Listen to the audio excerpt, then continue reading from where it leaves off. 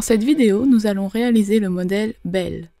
Il s'agit d'un ensemble de lingerie composé d'un débardeur, d'une culotte et d'un shorty, taille haute ou basse, pour filles de 3 à 12 ans. C'est vraiment un indispensable de la garde-robe des filles.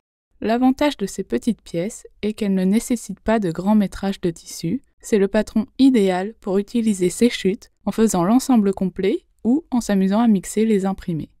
Du côté droit, vous avez un ensemble en 12 ans, avec ici un débardeur réalisé dans un jersey micro-rayé rose, avec des finitions en bord-côte. La culotte a aussi été réalisée dans un jersey micro-rayé, mais gris cette fois. Les finitions ont été faites avec un élastique fantaisie froufrou. Quant au shorty, il a été fait dans un jersey banane rose avec un biais élastique.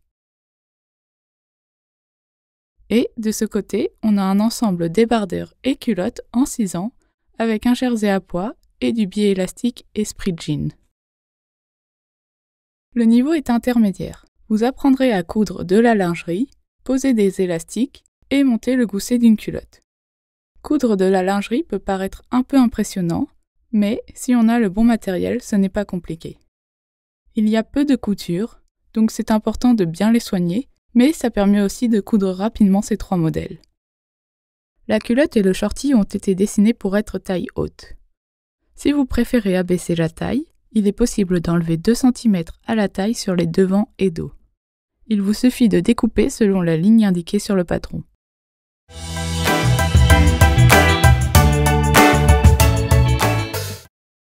Ce patron doit impérativement être réalisé dans une matière extensible et plutôt fine. On vous recommande du jersey fin,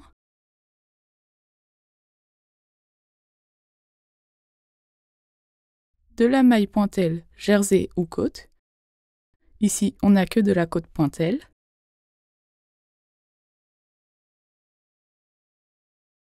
Ou de la côte 1-1 ou 2-2, qui est un peu plus difficile à travailler. Pour le gousset extérieur, il peut être fait dans le même tissu que la culotte ou le shorty. Toutefois, pour le gousset intérieur, il est indispensable qu'il soit en coton. C'est la matière la plus conseillée pour être au contact de la peau à cet endroit-là.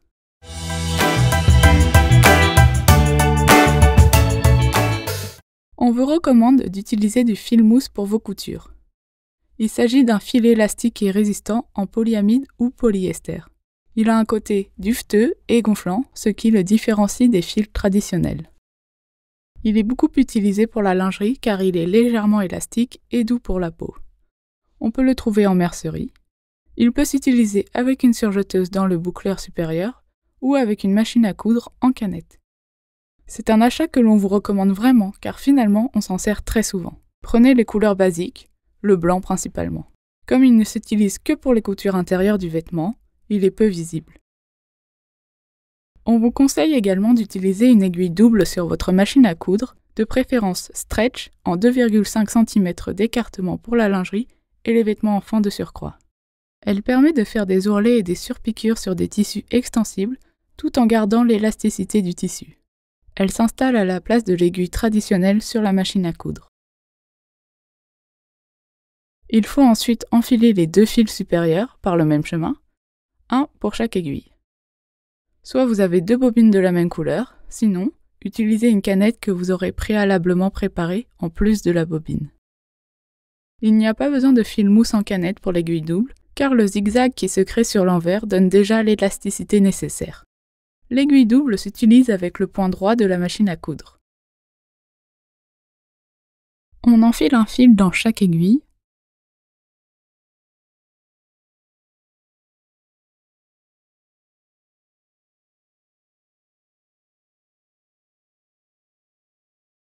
On a mesuré un ourlet de 2 cm, comme pour le bas du débardeur par exemple, et on épingle.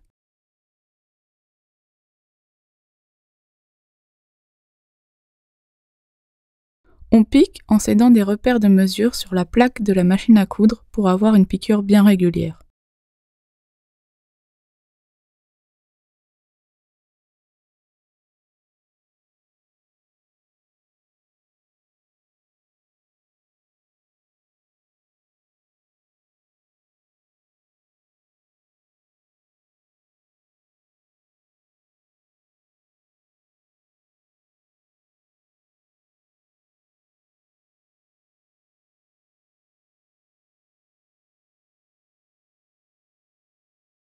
on dégarnit à ras sur l'envers. Si on vous conseille l'utilisation de l'aiguille double pour de jolies finitions, il est toutefois possible de remplacer toutes ces coutures par un point zigzag. Le rendu sera peut-être un peu moins joli, mais vous garderez l'élasticité du tissu.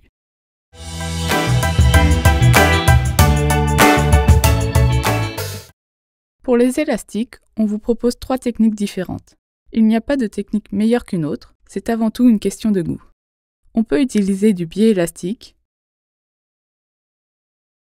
de l'élastique à picot ou fantaisie, ou des bandes en bord-côte. Chacune des techniques aura un rendu différent. On va détailler étape par étape chaque méthode dans ce chapitre et elles seront vues plus rapidement dans le reste de la vidéo. La seule difficulté dans la couture d'un élastique est la tension. Il faut légèrement étirer l'élastique pendant la couture, mais pas trop non plus. Le but n'est pas que l'élastique resserre le vêtement, mais simplement qu'il permette au tissu de bien se plaquer contre la peau. Dans un premier temps, il faut identifier le pourcentage d'élasticité de son élastique ou, de façon plus simple, s'il s'agit d'un élastique plutôt souple ou plutôt ferme. Coupez 10 cm d'élastique, étirez-le à son maximum et mesurez. On vous montre ici avec ce biais élastique plutôt ferme. En l'étirant, on arrive à 14 cm. Autre exemple avec cet élastique fantaisie plutôt souple. En l'étirant, on arrive à 20 cm. Il faudra donc plus étirer l'élastique fantaisie pendant la couture pour ne pas qu'il gondole. Pour vous aider, on vous a donné des mesures indicatives pour chacune des étapes tout au long du tuto, en vous donnant les mesures pour un élastique ferme et un élastique souple. Ces mesures sont données plutôt à titre indicatif. La meilleure méthode reste de tester sur des petits morceaux pour trouver la meilleure tension à donner à chaque élastique. En vérité, c'est surtout une question de feeling et vous le sentirez après avoir fait quelques essais. Une autre petite astuce. Marquez la mesure sur l'élastique à l'aide d'un stylo ou d'une épingle, mais ne coupez surtout pas à l'avance l'élastique à la bonne taille. En gardant toute la longueur de l'élastique, ce sera plus simple pour gérer la tension. Les élastiques se piquent généralement au point zigzag de votre machine à coudre.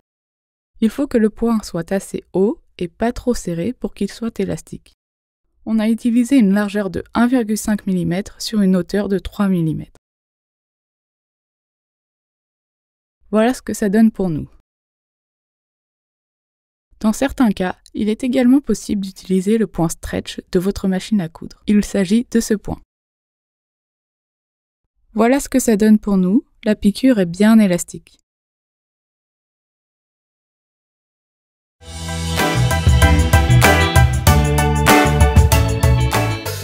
Première méthode, le biais élastique. Voici à quoi ressemble du biais élastique. C'est en fait un élastique plutôt large qui présente une rainure sur le milieu pour pouvoir le plier en deux.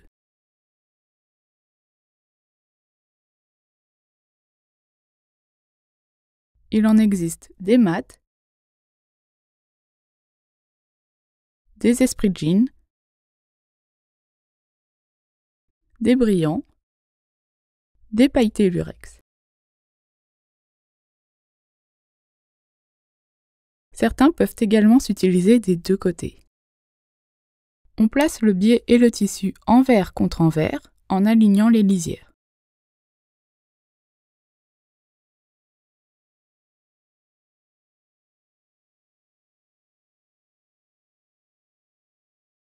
On pique au point zigzag ou au point stretch de la machine à coudre au ras de la lisière basse du biais. On utilise un point zigzag ou un point stretch car il est important de garder l'élasticité. On étire légèrement l'élastique selon sa qualité comme évoqué précédemment.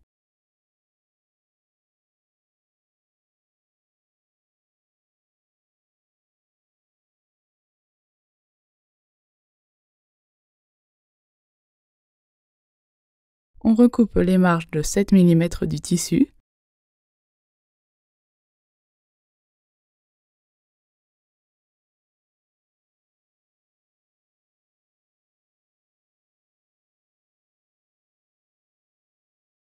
Et on replie le biais à cheval sur l'endroit.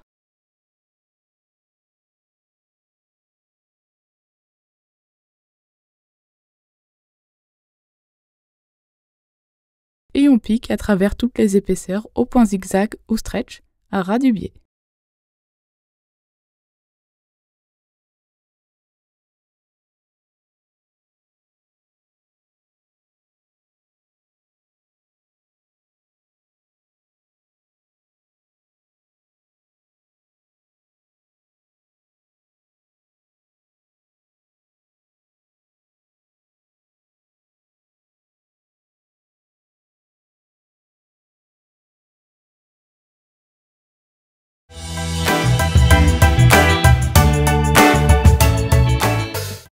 Deuxième méthode, l'élastique à picot ou fantaisie. Voici à quoi ressemble un élastique à picot. Les picots, c'est-à-dire la partie décorative, peut aussi avoir différentes largeurs et différents motifs. Ici, on en a du plus classique ou du plus fantaisie avec les froufrous. On place l'élastique endroit contre endroit avec le tissu, picot vers l'intérieur de la pièce. On pique au point zigzag le plus proche possible des picots en étirant légèrement l'élastique selon sa qualité comme évoqué précédemment.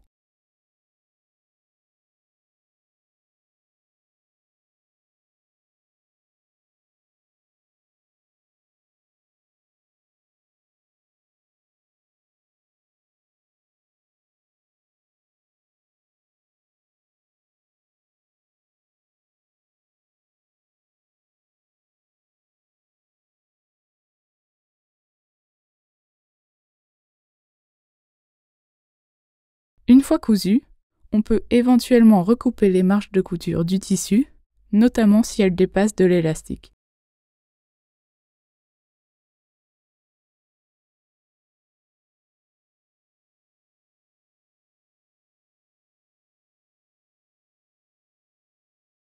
On retourne l'élastique sur l'envers du tissu.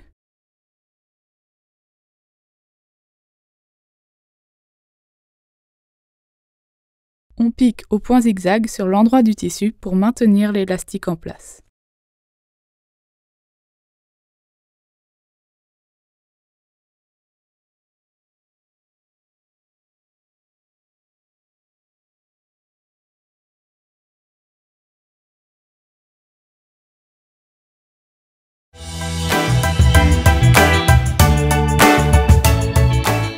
Troisième méthode, le bord-côte. On vous conseille de préalablement couper des longues bandes de bord-côte d'une largeur de 3 cm sur toute la laisse de votre tissu. Elles vous serviront durant toute la couture pour différentes étapes. Le bord-côte est un peu plus difficile à coudre que les deux autres techniques et demande un peu plus de matériel. La pose d'un bord-côte en bordure de sous-vêtement est préférable avec un pied de machine à coudre double entraînement, parfois déjà inclus dans les machines à coudre. Si vous avez une recouvreuse, c'est évidemment l'idéal. En l'absence de ces options, l'utilisation de bord-côte est déconseillée car celui-ci peut se détendre et gondoler sur de fines bandes. Une autre petite précision, si vous souhaitez réaliser les bretelles du débardeur en bord-côte, il vous faudra également du stabile-manche ou un ruban fin pour stabiliser les bretelles et éviter qu'elles ne se détendent trop. Voici un exemple avec une bretelle cousue sans stabile-manche ou ruban. Elle se détend et finit par se déformer. Sur ce modèle, on en a mis et la bretelle est bien fixée et non détendue. On place la bande en bord-côte endroit contre endroit sur le tissu. On épingle bien et on pique à 7 mm au point droit. Il n'est pas nécessaire d'étirer le bord-côte pendant la couture.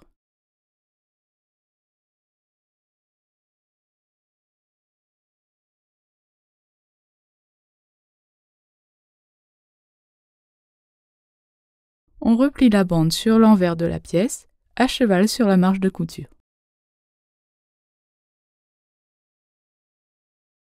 On épingle.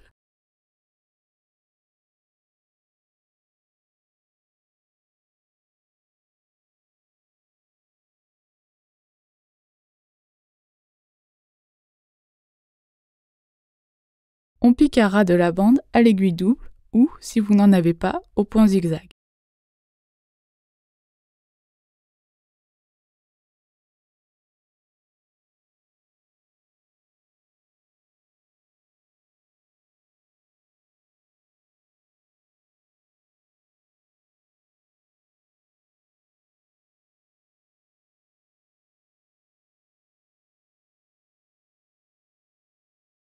Éventuellement, on recoupe le surplus sur l'envers.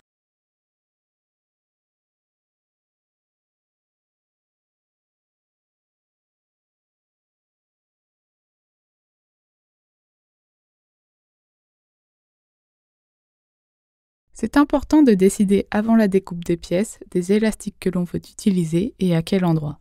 En effet, en fonction des élastiques choisis, les marges de couture peuvent être différentes. Si vous utilisez de l'élastique à picot de lingerie ou un biais élastique, il n'est pas nécessaire de recouper les marges de couture. Si vous utilisez du bord-côte, il vous faudra recouper les marges de couture de 7 mm qui deviennent inutiles. Un schéma disponible dans le tuto vous permet de visualiser les zones qu'il vous faudra éventuellement recouper.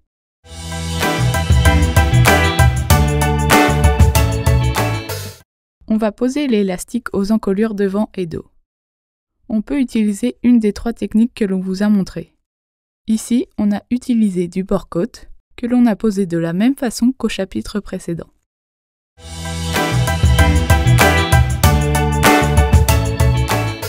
Deux finitions sont possibles pour les bretelles. Le biais élastique ou le bord-côte. L'élastique à picot n'est pas conseillé car il ne serait pas joli en bretelles. Ici, on va utiliser le bord-côte. On place la bande en bord-côte endroit contre endroit le long des emmanchures devant et dos. On laisse entre les deux la longueur préconisée dans le tableau du tuto pour les bretelles, moins 1 cm car la bretelle risque de s'étirer légèrement pendant la couture. Au niveau de la bretelle, si on laissait le bord-côte tel quel, il serait trop élastique. On y ajoute donc un morceau de stabile-manche ou un ruban fin, ce qui va permettre de la stabiliser. On peut en voir l'illustration sur ce morceau de bretelle. À droite, on a ajouté un morceau de stabile-manche dans cette même bretelle, ce qui la rend beaucoup moins élastique. À gauche, la bretelle a été cousue sans rien, elle est très élastique et risque de se déformer. Il se positionne dans le bord-côte au niveau de la bretelle.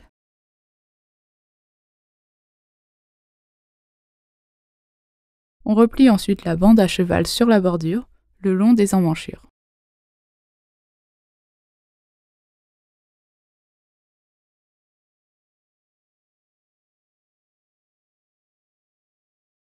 On plie la bretelle en 3 dans la continuité des emmanchures en prenant le morceau de stabile-manche ou de ruban en sandwich.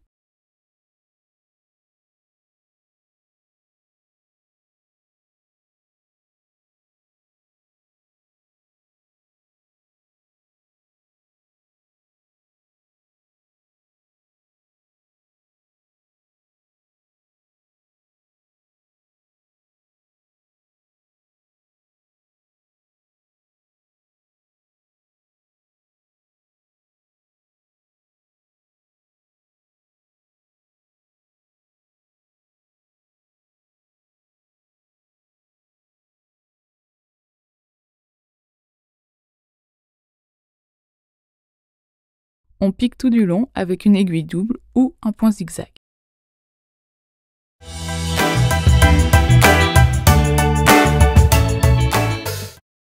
On place endroit contre endroit les côtés devant et dos.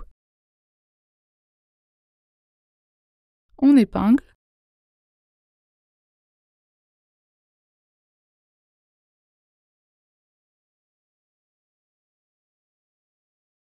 Et on pique à 7 mm.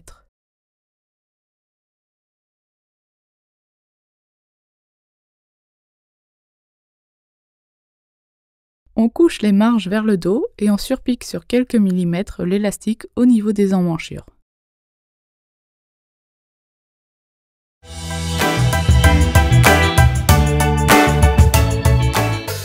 On va réaliser un ourlet sur 2 cm au bas du corps.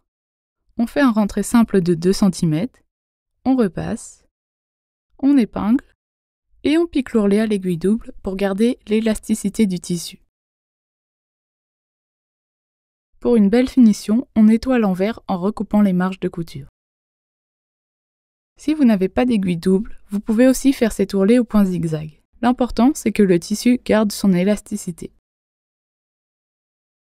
Au moment de la couture, il ne faut pas étirer la matière au risque de la déformer ou de la faire gondoler.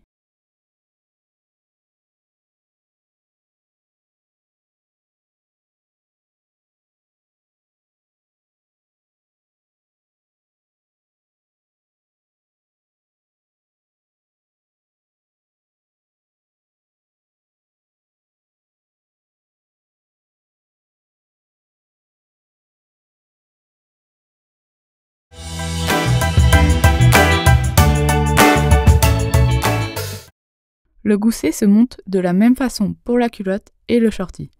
La forme des pièces est simplement légèrement différente.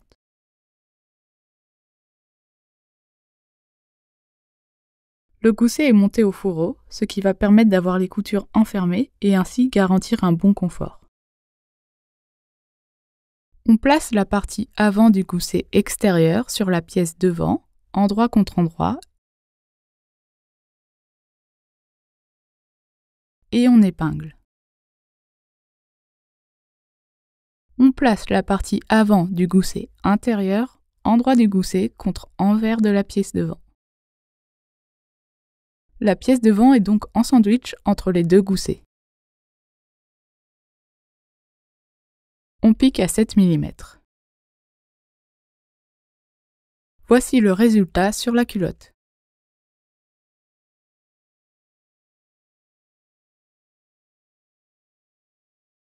On déplie le gousset extérieur pour le mettre dans la continuité de la culotte ou du shorty. On place la pièce dos endroit contre endroit avec le gousset extérieur et on épingle.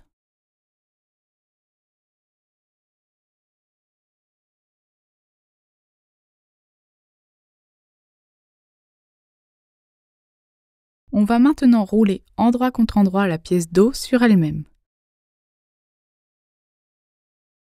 Puis faire de même avec la pièce devant. On attrape le gousset intérieur et on le fait passer au-dessus des deux rouleaux et de l'autre gousset pour venir le placer endroit du gousset contre envers de la pièce dos. La pièce dos est donc prise en sandwich entre les deux goussets. On pique à 7 mm.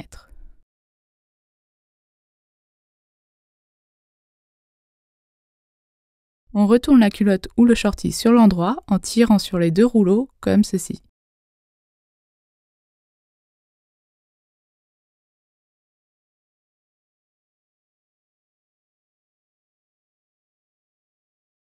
On recoupe les marges qui dépassent aux extrémités.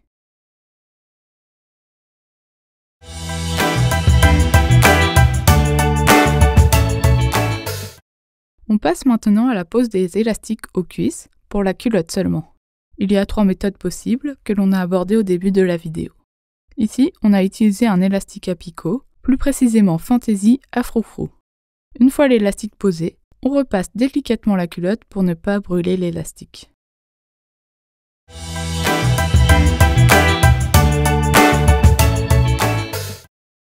On place endroit contre endroit les pièces devant et dos.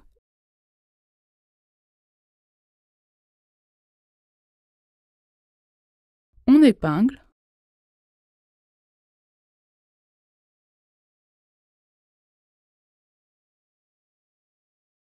Et on pique un des petits côtés à 7 mm. On va poser l'élastique à la taille en utilisant une des 3 techniques possibles. Pour être sûr de bien répartir la tension de l'élastique, on vous conseille de marquer par une épingle le milieu de l'élastique. Cette épingle sera à faire correspondre avec la couture d'assemblage côté que l'on vient de faire. Ici, on va utiliser un élastique à picot Fantasy.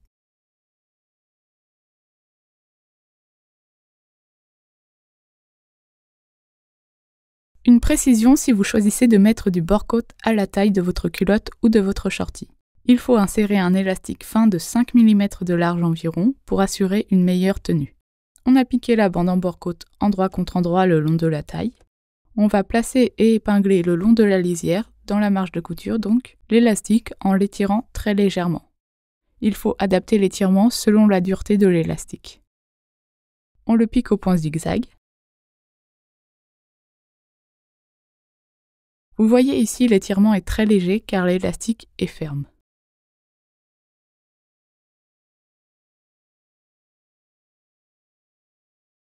Ensuite, on reprend le montage habituel, on replie le bord-côte à cheval et on surpique à l'aiguille double. L'élastique a donc été pris en sandwich dans le bord-côte. On place endroit contre endroit les pièces devant et dos. On épingle.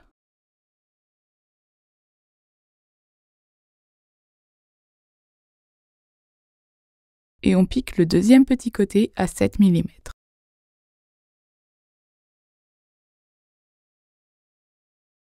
On couche les marges de couture des petits côtés vers le dos et on surpique sur quelques millimètres au niveau des cuisses pour la culotte uniquement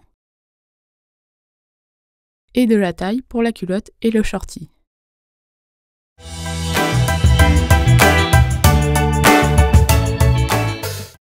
On va réaliser un ourlet sur 1 cm au niveau des cuisses du shorty. On fait un rentré simple de 1 cm et on épingle.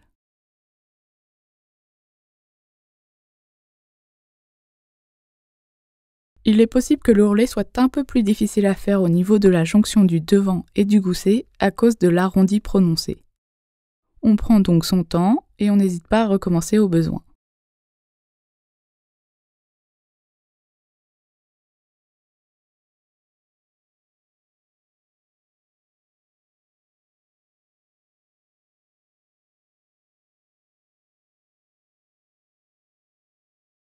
On pique l'ourlet à l'aiguille double ou au point zigzag si vous n'en avez pas.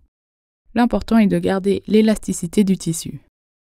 On peut éventuellement recouper le surplus de tissu sur l'envers s'il y en a. Et voilà, votre ensemble belle est terminé. Nous espérons que cette vidéo vous a plu et on vous souhaite une bonne couture. À très bientôt!